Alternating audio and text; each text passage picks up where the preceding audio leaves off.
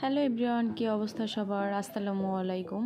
তো আমাদের ছাদ বাগানের ড্রাগন গাছে দেখো ড্রাগন সুন্দরীদের আগমন, মাশাল্লাহ। আর আমাদের এই ছাদ বাগানের যত গাছপালা এগুলো সব আমার দাদি যত্ন নেয়, সে বাড়িতে একা থাকে। দেখো অনেক সুন্দর মাশাল্লাহ। আমি বাড়িতে আসার পর ড্রাগন 2টা খাওয়াইছি আমাদের নিজেদের গাছের, তারপরে দাদি তার আগে খাইছে 2টা। মাশাল্লাহ এইটুকু গাছটা অনেকগুলো ড্রাগন ধরছে, আল্লাহর কাছে শুক্রিয়া।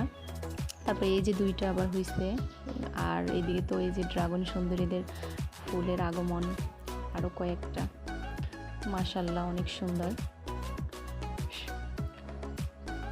তো কার কার কাছে ড্রাগন খেতে ভালো লাগে কমেন্ট করবা সবাই।